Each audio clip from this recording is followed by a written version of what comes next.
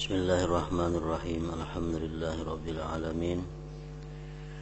Wassalatu wassalamu ala asyrafil anbiya wal mursalin sayyidina Muhammadin wa ala alihi wa ashabihi ajma'in.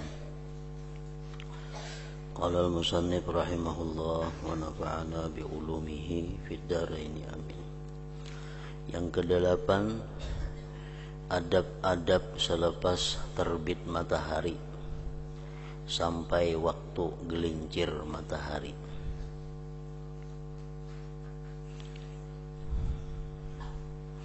Adab-adab selepas terbit matahari. Jadi terbit matahari itu berbeda-beda setiap minggunya. Kadang-kadang terbit matahari itu jam 5:49 bisa, seperti bulan Desember itu biasanya terbit matahari jam 5.50, jam 5:49. Nah sekarang ini kita di bulan Desember, awal Desember itu biasanya terbit matahari jam 5:50 atau jam 6:10. Itu waktu terbit matahari sampai ke waktu gelincir matahari jam 12 lewat.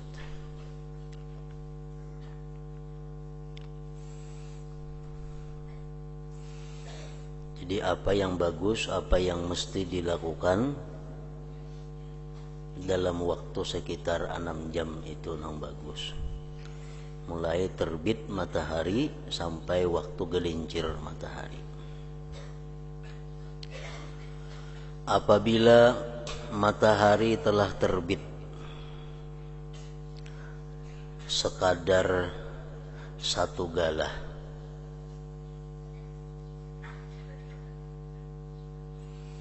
apabila matahari telah terbit sekadar 1 galah. Jadi tadi matahari terbit hari ini jam 5:50.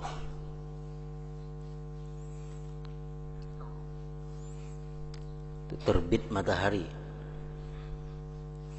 Ditambah lagi terangkatnya matahari sekitar 1 galah.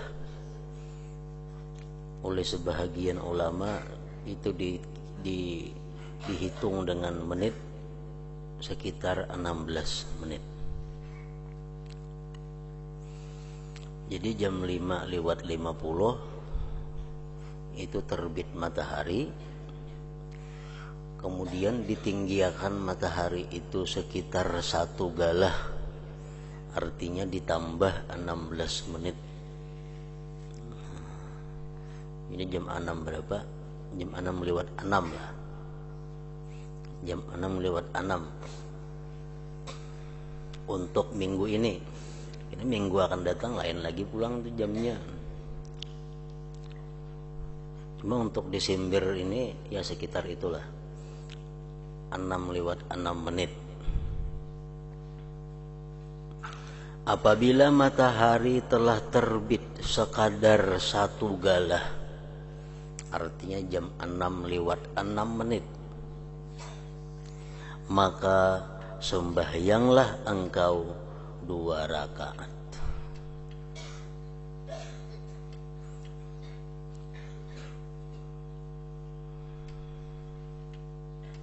Sembahyanglah engkau 2 rakaat.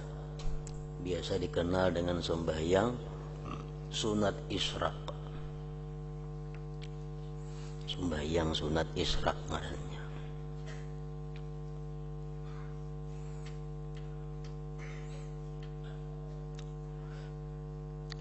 Sunat isyraq sembahyang 2 rakaat, Fatihah lawan qul ya ayyuhal kafirun. Rakaat yang kedua Fatihah lawan qul huwallahu ahad.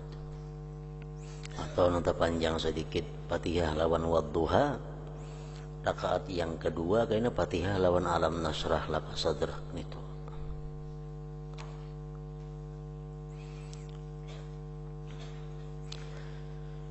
engkau buat sembahyang ini selepas habis waktu yang dimakruhkan sembahyang, yaitu masa yang antara selepas sembahyang subuh sampai naik matahari sekadar 1 gala. Jadi imbah sembahyang subuh sampai jam 6:06 tadi itu waktu yang dimakruhkan sembahyang, makruh tahrim. Jadi jangan hendak sembahyang di jam itu, kecuali sembahyang qadaan, itu lain kisahnya. Sembahyang qadaan, umpamanya kita terlambat bangun lalu sembahyang subuh karena orang sudah jamaah subuh.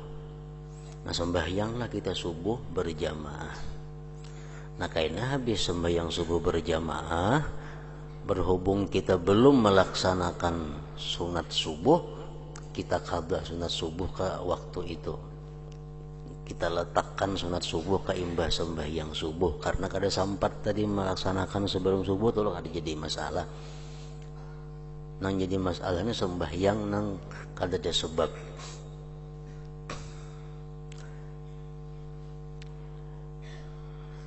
Engkau buat sembahyang ini selepas habis waktu yang dimakruhkan sembahyang, yaitu masa yang antara selepas sembahyang subuh sampai naik matahari sekadar 1 gala. Terbit matahari itu biasa paling tinggi jam 6 umpamanya. Terbit matahari itu paling tinggi jam 6. Nah, kalau kita berada di bulan-bulan yang terbit matahari pukul 6, berarti kita sembahyang sunat isyraq itu jam 6:16 atau 16:15.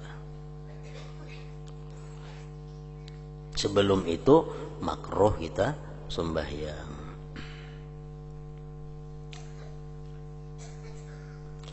Dan apabila matahari telah naik sampai ke waktu duha, yaitu apabila telah berlalu lebih kurang 1/4 siang,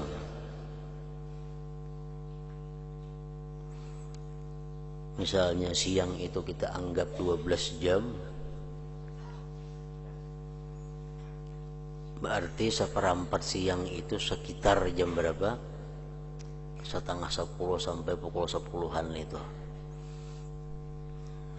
Itu 1/4 siang. Apabila matahari telah naik sampai ke waktu duha, yaitu apabila telah berlalu lebih kurang 1/4 siang, maka hendaklah engkau mengerjakan sembahyang sunat duha 2 rakaat atau 4 rakaat atau 6 atau 8 rakaat. Engkau buat sembahyang ini 2 rakaat sekali salam, seperti apa yang telah diriwayatkan daripada Rasulullah sallallahu alaihi wasallam.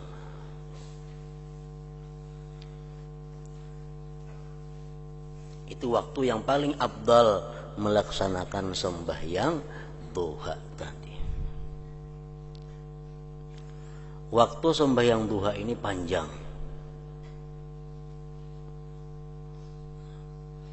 Begitu selesai sembahyang isyraq, itu sudah masuk sembahyang duha. Sampai kena jam 12. Itu bagi pendapat ulama yang mengatakan bahwa sembahyang isyraq, sembahyang duha itu lain. Nah, jadi waktunya sesudah sembahyang isyraq sampai jam 12. Tapi yang paling afdal sembahyang duha itu 1/4 siang, ya jam 10-an tadi. Itu yang afdal.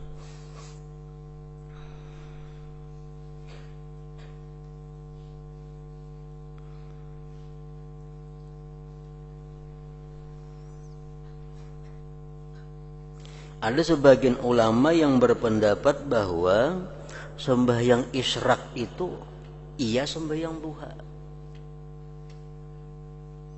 Nah, ada pendapat kayak itu. Sembahyang isyraq iya sembahyang duha. Bukan dua sembahyang, ada. Nah, kalau pendapat ulama yang seperti ini, iya sembahyang duha itu sembahyang isyraq ngarannya. Masuknya sembahyang duha waktunya mulai terbit matahari sakadar satu galah tadi sampai tergelincir matahari kina. Tapi yang mu'tamad, yang banyak digunakan orang, pendapat ulama bahwa isyraq itu sembahyang isyraq juga ngarannya, sembahyang duha, duha juga lain, bukan sama kadang. Nah, jadi jam 6:15 itu umpamanya terbit matahari di situ. Kita sekarang nih jam 6:06 sembahyang isyraq 2 rakaat. Nah, kayaknya sudah berlalu seperapat siang sembahyang duha pulang. 2 rakaat kah? 4, 6 atau 8 rakaat? 2 rakaat salam, 2 rakaat salam. Dan sebenarnya sembahyang ini duha sangat baik dan sangat besar pahalanya. Oleh itu terserahlah kepada seseorang apakah ia hendak memperbanyakkan pahala atau mengurangkannya.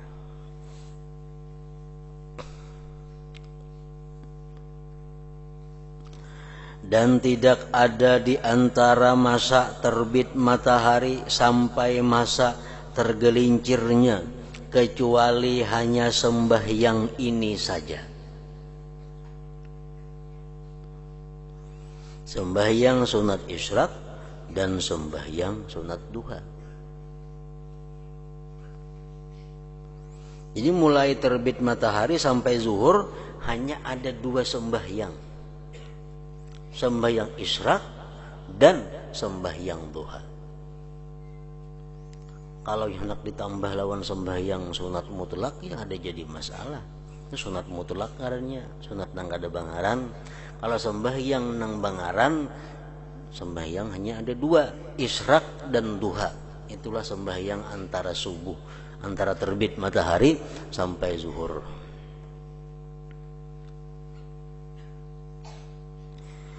Maka waktumu yang selebihnya hendaklah engkau isikan dengan salah satu di antara 4 perkara di bawah ini.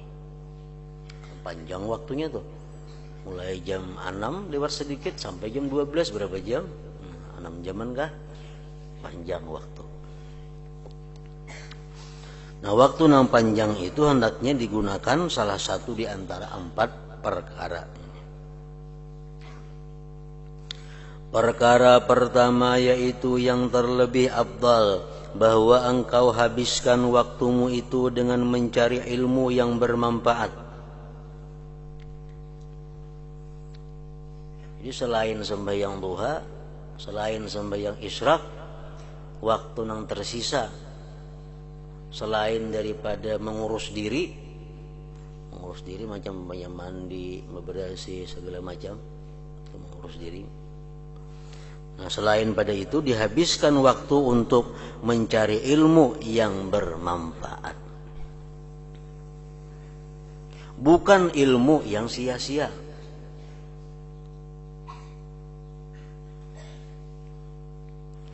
Yang sangat diminati oleh orang sekarang ini, yang mereka menamakannya ilmu manfaat, padahal ia bukan ilmu yang bermanfaat.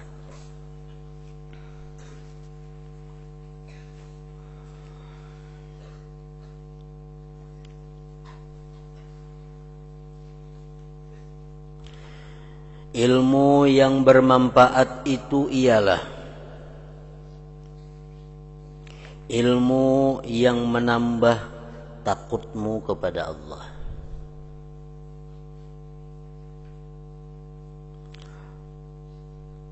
Itu ilmu yang bermanfaat.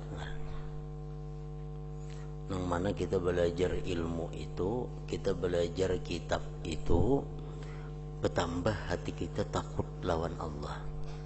Nah berarti ilmu yang dipelajari tadi ngarannya ilmu yang bermanfaat. Ilmu yang bermanfaat ngarannya. Dan menambah penglihatanmu terhadap aib dirimu, itu ilmu yang bermanfaat juga. Imbah kita belajar kitab itu, kita tahu laluan kekurangan diri kita. Imbah kita belajar ilmu itu, kita tahu laluan aib salah diri kita. Nah belajar ilmu seperti itu ilmu yang bermanfaat ngarannya. Dan menambah ma'rifatmu dalam engkau beribadah akan Tuhanmu, ilmu bermanfaat juga. Ilmu fikih,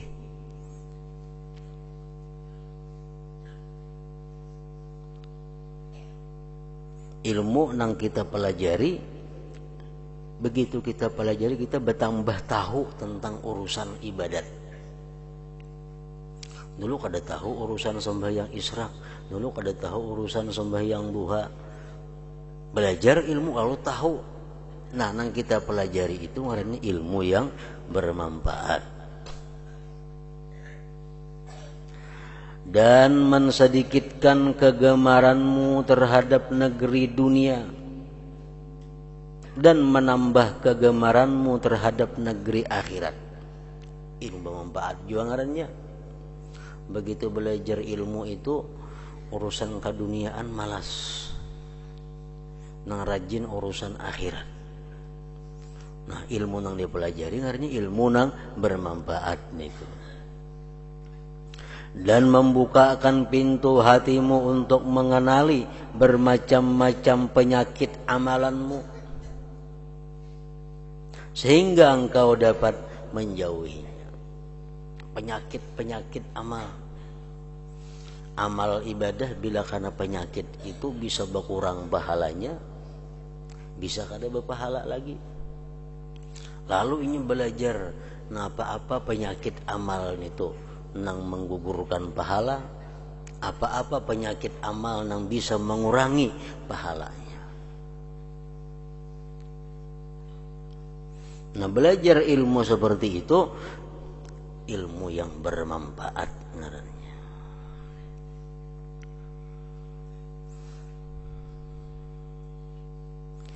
Dan ilmu yang bermanfaat itu ialah ilmu yang menambah pengetahuanmu terhadap tipu hilah syaitan. Mengetahui tentang tipu daya syaitan. Mengetahui tentang ilmu geritik-geritik hati. Kalau hati bergeritik macam ini, itu geritik daripada syaitan. Kalau hatiku bergeritik macam ini, berarti itu daripada hawa nafsu. Kalau hatiku bergeritik macam ini, berarti daripada malaikat. Kalau hatiku bergeritik macam ini, berarti langsung dari Allah Ta'ala. Nah mengetahui geritik-geritik hati seperti itu ngarannya daripada ilmu yang bermanfaat. Yang menambah pengetahuanmu terhadap tipu hilah syaitan dan penipuannya, sehingga engkau arif, sehingga engkau mengenal dengan kehalusan penipuan syaitan di dalam menggoda ulama usul. Padahal kita punya ilmu, tapi karena kita kada sadar bahwa itu godaan daripada syaitan, bahwa itu bisikan daripada syaitan, lalu terjerumus. Nah, mempelajari tentang tipu daya syaitan itu termasuk ilmu yang bermanfaat.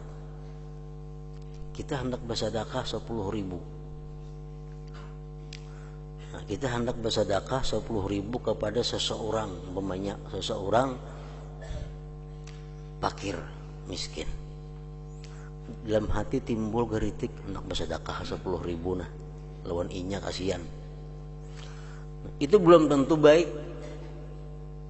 Karena timbulnya di hati kita hendak bersedekah itu bisa langsung dari Allah, itu pasti baik. bisa timbul geritik hati karena adalah anjuran dari malaikat, baik.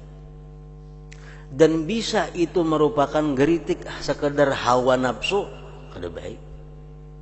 Bisa itu bersedekah 10.000 bujukan daripada syaitan, kada baik juga. Nah, membedakan mana geritik hati yang datangnya dari Allah langsung, mana dari malaikat, mana dari hawa nafsu, mana dari syaitan, itu Pak termasuk ilmu yang bermanfaat. Termasuk ilmu bermanfaat.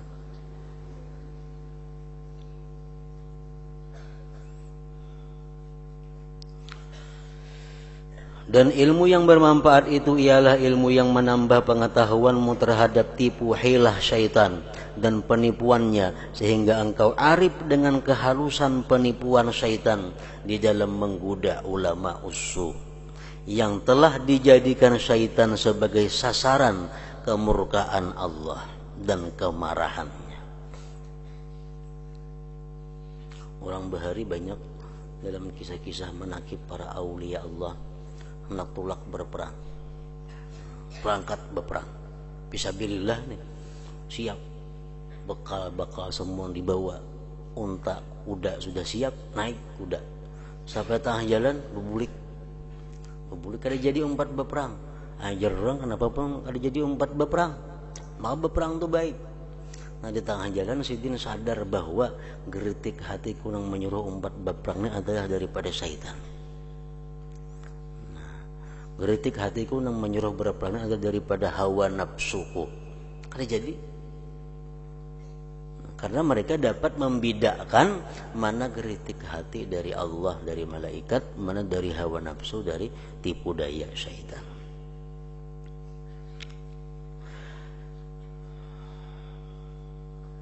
Karena mereka ulama-ulama, orang-orang yang berilmu yang jahat itu telah membeli dunia dengan agama dan menjadikan ilmu sebagai alat yang digunakan untuk mengambil harta sultan, memakan harta wakaf, harta anak yatim, harta orang-orang miskin, dan harta orang-orang Islam. Di sepanjang hari mereka hanya menghabiskan masa untuk mencari pangkat dan kedudukan di hati manusia. Untuk itu mereka sanggup menunjukkan segala kebulihan di hadapan orang ramai dan kepasihan lidah mereka dalam berbahas dan berbincang.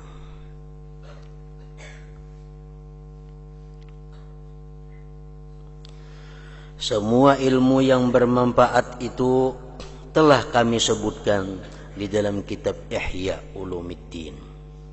Maka jika engkau tergolong daripada ahlinya, artinya orang yang bisa membaca Ihya, maka hasilkanlah olehmu akan dia dan amalkan dengan isi dan kandungannya. Kemudian setelah itu engkau ajarkan pula kepada orang lain dan engkau ajak mereka untuk menuntutnya. Maka siapa yang mencari ilmu yang bermanfaat lalu ia mengamalkan dengannya, kemudian ia mengajak orang lain untuk mencari ilmu tersebut, maka orang itu akan dipanggil azim, orang yang besar di alam malakut. Orang yang belajar ilmu yang bermanfaat, kemudian dia amalkan ilmu bermanfaat itu, lalu dia ajarkan kepada orang lain ilmu yang bermanfaat tadi, nah orang tersebut dipanggil sebagai orang yang besar di alam malakut. Seperti apa yang telah diperkatakan oleh Nabi Isa alaihi salatu wassalam. Apabila engkau selesai daripada mencari ilmu yang bermanfaat dan selesai daripada memperbaiki dirimu pada zahir dan batin, dan masih lagi ada baki sisa daripada waktumu, kan panjang tadi waktunya, mulai terbit matahari sagalah sampai tergelincir itu waktunya 6 jaman, sekitar 6 jam. Sedangkan sembahyang itu hanya ada dua, sembahyang isyraq 2 rakaat, sembahyang duha paling banyak 8 rakaat. Masih banyak waktu yang kosong. Nah, waktu kosong yang pertama tadi digunakan untuk menuntut ilmu yang bermanfaat tadi ilmunya. Untung menuntut ilmu yang bermanfaat masih banyak lagi sisa waktu. Paling kita pengajian sejam 2 jam ilmu yang bermanfaat. Habis itu masih banyak lagi waktu kosong.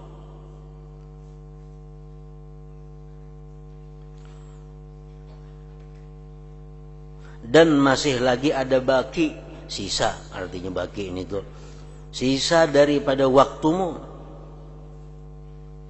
Maka tidak mengapa waktu yang baki, yang sisa itu engkau gunakan untuk menuntut ilmu mazhab, ilmu masailil khilafiyah. Nah, waktu yang kosong waktu menuntut ilmu fikih masalah khilafiyah. Ayuha waktu digunakan untuk menuntut ilmu nahwu, ilmu saraf, ilmu balaghah, ilmu tafsir, macam-macam. Tapi sesudah kita belajar dulu ilmu nang fardu ain. Kan ilmu ada fardu ain, ada ilmu nang fardu kifayah, ada ilmu nang sunat, ada ilmu nang boleh. Ilmu nang fardu ain namanya ya ilmu nang bermanfaat tadi itu, ilmu nang nyata fardu ain.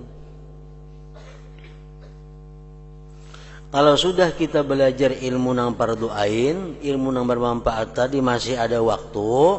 Nah, kadang mengapa kita gunakan untuk belajar masalah ilmu khilafiyah di antara ulama-ulama?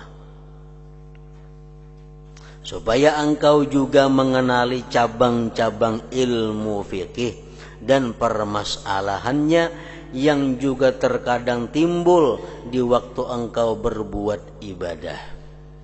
Dan supaya engkau mengetahui jalan tengah di antara segala permasalahan yang diperselisihkan oleh orang ramai ketika mereka sedang dikuasai oleh hawa nafsu di dalam pertengkaran mereka. Ayo kita belajar ilmu mazhab.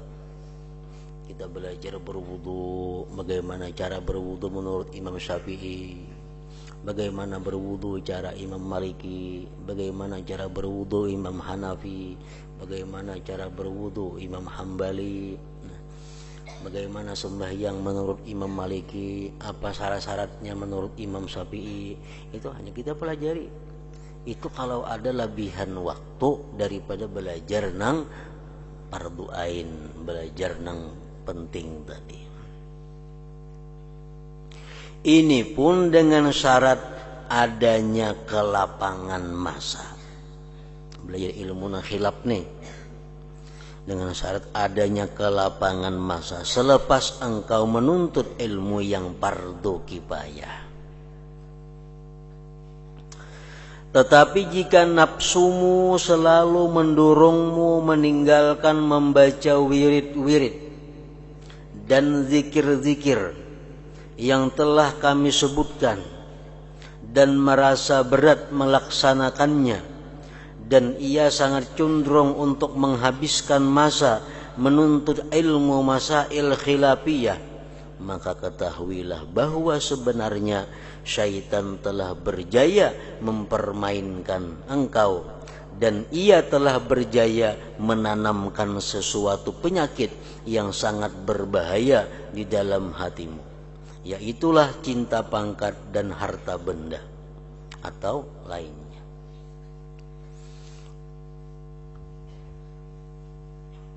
Kan imbas sembahyang subuh itu sudah diatur bacaan-bacaan yang paling afdal. Ada bacaan istighfar, ada bacaan salawat, ada bacaan tahlil, ada bacaan tasbih yang semalam. Jadi mulai sembahyang subuh sampai terbit matahari itu ada wiritan-wiritan yang sudah digariskan. Itu yang paling afdal. Nah, kenapa kita di waktu-waktu itu kada katuju membaca wiritan itu? Timbul nang kita katuju membaca masalah kitab yang membicarakan masalah khilafiyah.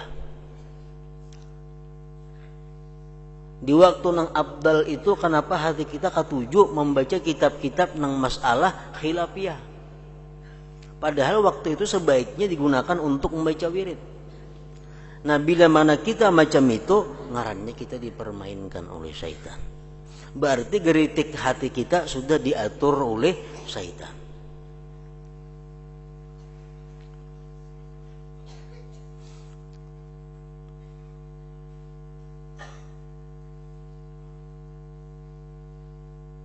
Kita meninggalkan amalan yang baik, kita ganti dengan amalan yang kurang baik, itu salah satu alamat bahwa geritik daripada syaitan. Kita meninggalkan amalan yang terbaik, kita laksanakan amalan yang baik, itu pertanda bahwa geritik hati berasal daripada hawa nafsu. Kayak itu biasanya. Contohnya yang tadi, kan amalan yang terbaik antara sembahyang subuh sampai terbit matahari itu sudah ada diatur. Bacaan ini, bacaan Quran, bacaan doa, bacaan macam-macam. Kenapa kita kata-kata tujuh membacaan itu? Nang timbul di hati kita membaca surat kabar ketujuh di waktu itu. Timbul di hati membaca buku nahu di saat itu. Nah, ini sudah syaitan ampun geritik hati. Kenapa? Karena berpaling daripada sesuatu yang baik kepada yang kada baik. Jam-jam saat itu jam-jam yang istijabah doa dari Allah. Jam-jam yang sangat mulia kalau kita beribadah dengan zikir, dengan tasbih, dengan salawat. Kenapa kita kada katuju? Kita ganti lawan mutalaah kitab-kitab nang hubungannya kada lawan akhirat. Nahu, saraf, itu urusan ilmu perantara, ngarannya ilmu alat. Nah, bila kita macam itu geritik dari syaitan sudah. Nah, apabila kita meninggalkan satu amalan yang sangat baik, kita tinggalkan, hati kita katuju menggawi amalan tapi yang baik juga. Nah, itu dari nafsu biasanya. Contohnya, satu contoh umpamanya kita yang paling abdal bersedekah itu, paling abdal bersedekah itu kepada keluarga yang miskin itu dahulu. Itu paling abdal sudah. Kalau kita hendak bersedekah, yang pertama kita unjuk duit itu, yang pertama dulu dipandang adalah keluarga yang paling miskin siapa. Itu aturan agama macam itu. Kita lihati kemanakan kita, lihati marina kita, lihati sepupu kita, siapa yang paling miskin, itu yang utama diberi, itu paling abdal. Nah, kenapa hati kita memberi keluarga ini tetapi ketujuh? Paling-paling memberi keluarga sedikit. Nah, memberi keluarga kada banyak. Tapi memberi orang yang kada ada hubungan apa-apa lawan kita banyak. Nah, berarti itu ada hawa nafsu di dalamnya. Berarti ada hawa nafsu. Ada dorongan hawa nafsu.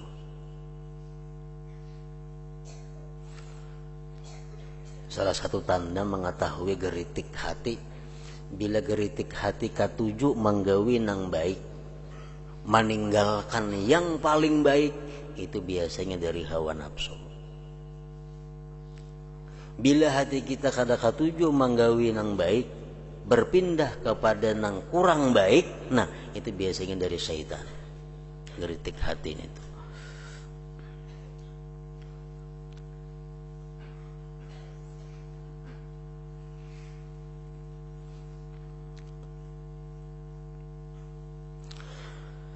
Maka ketahuilah bahwa sebenarnya syaitan telah berjaya mempermainkan engkau, dan ia telah berjaya menanamkan suatu penyakit yang sangat berbahaya di dalam hatimu, yaitulah cinta pangkat dan harta benda.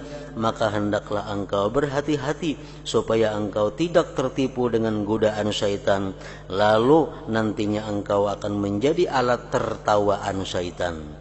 Maka ia membinasakan akan dikau dan akan mengolok-olok engkau.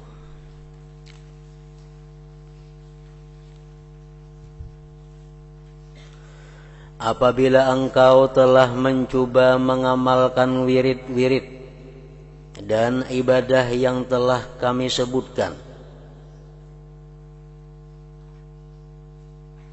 Sembahyang subuh ada amalan-amalan yang dibaca, diamalkan itu. Dan engkau dapati akan dirimu tidak merasakan sebarang keberatan dan tidak merasa malas melaksanakannya.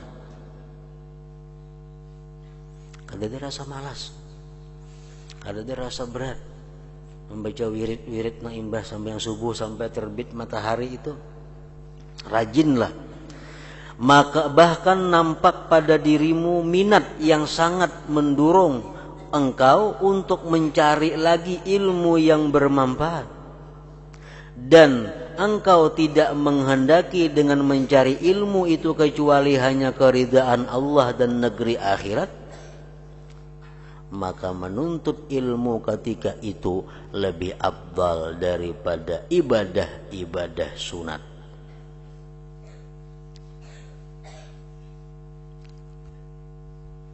Sembahyang subuh sudah, membaca wirid sampai terbit matahari sekadar satu gala sudah.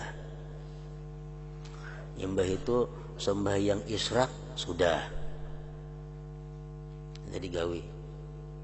Nah paling afdal imbah itu ibadah napa? Apakah membaca Quran? Apakah membaca salawat? Apakah zikir? Paling afdal imbah itu adalah menuntut ilmu yang bermanfaat tadi. Itu paling afdal. Jadi sembahyang subuh sudah, wirid-wirid, tahlil, zikir, tasbih, salawat, istighfar, doa, Quran sudah, sampai terbit matahari segala, sembahyang israk sudah. Nah paling afdal apa imbah itu? Menuntut ilmu yang bermanfaat.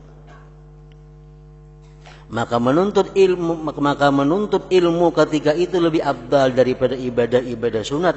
Dan yang paling penting hendaklah engkau memastikan keikhlasan niatmu. Itu lain pula kisahnya. Hanya niatnya ikhlas, karena niatlah yang menentukan nilai amalanmu. Tetapi apabila niatmu tidak ikhlas, maka disinilah tempat terperdayanya orang-orang yang jahil, dan di sini pula tempat tergelincir kaki orang-orang yang cerdik pandai. Nah bila kita kalau macam itu, berarti kita ngaranya sudah mengawali hari dengan kebaikan. Sembahyang subuh membaca wirid, ada urusan lain sampai tergelincir sampai terbit matahari segala. Sembahyang israk, habis sembahyang israk mengaji, menuntut ilmu yang bermanfaat tadi. Habis selesai itu berarti kita ngarannya sudah termasuk orang yang mengawali, memulai pagi hari dengan baik. Nah perkara kedua yang dilakukan antara terbit matahari sampai tergelincir, bahwa engkau tidak kuasa menghasilkan ilmu yang bermanfaat.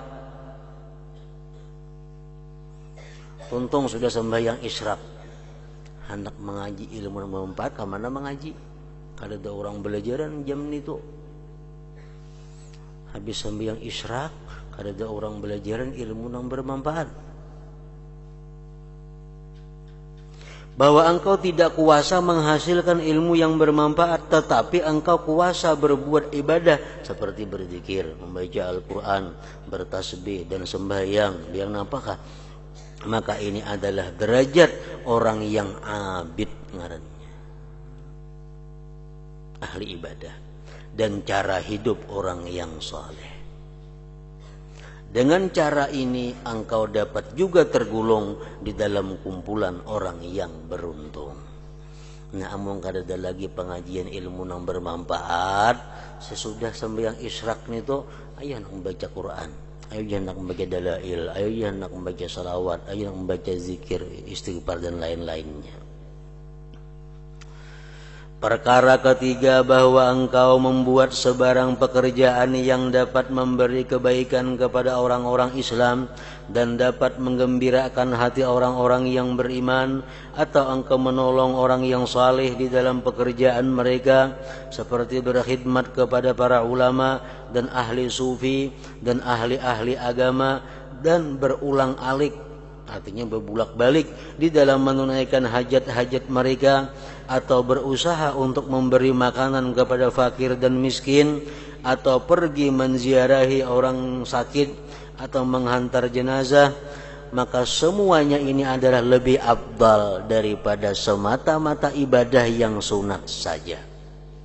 Karena amalan yang seperti ini selain daripada sebagai satu ibadah, juga ia merupakan pertolongan kepada orang lain.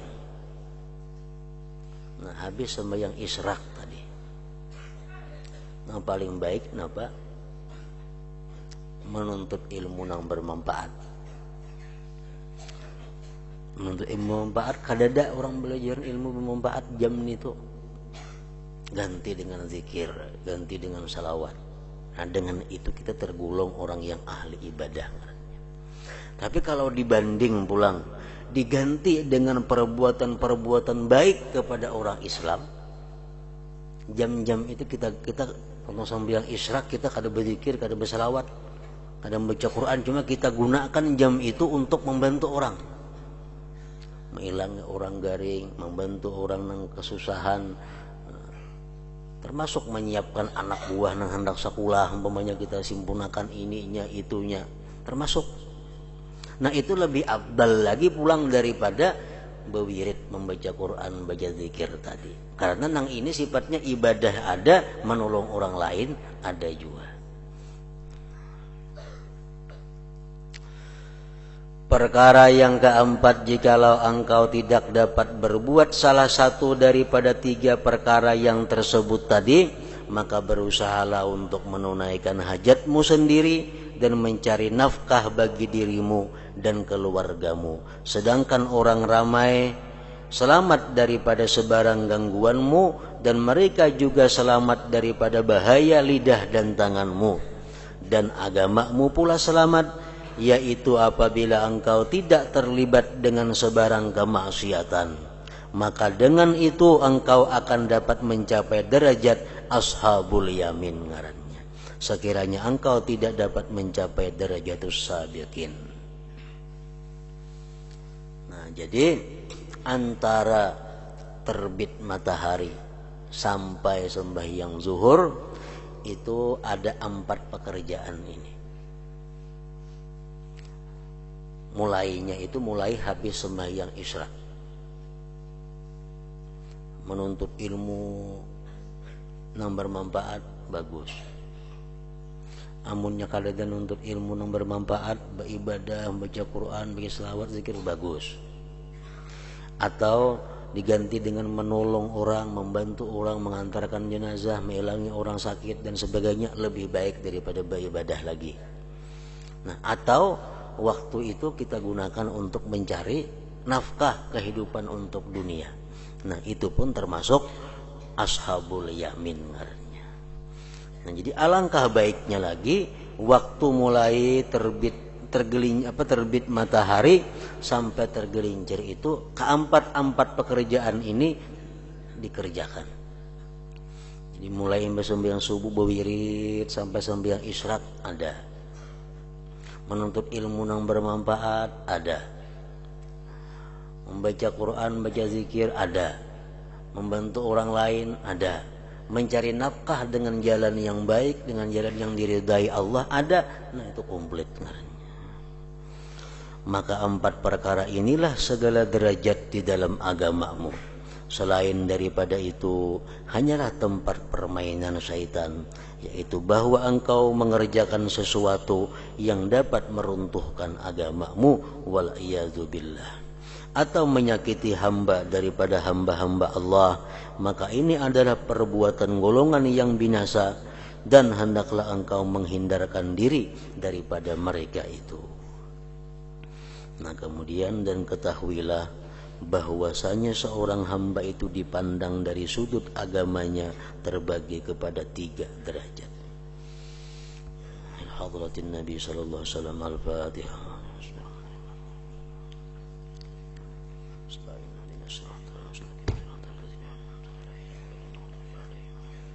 Bismillahirrahmanirrahim. Alhamdulillah rabbil alamin wa salli wa sallim ala sayyidina Muhammad wa alihi wa sahbihi ajma'in. Allahumma ighfir lana dhunubana wa li walidina warhamhum kama rabbawna shighara wa li jami'il muslimin wal muslimat wal mu'minin wal mu'minat bi rahmatika ya arhamar rahimin. Allahumma anfa'na bima 'allamtana wa 'allimna ma yanfa'una wa zidna fahman wa ilman wa amalan muhdan wa rahmatika ya arhamar rahimin. Sallallahu alaihi wasallam Muhammad wa alihi wa sahbihi wa sallam.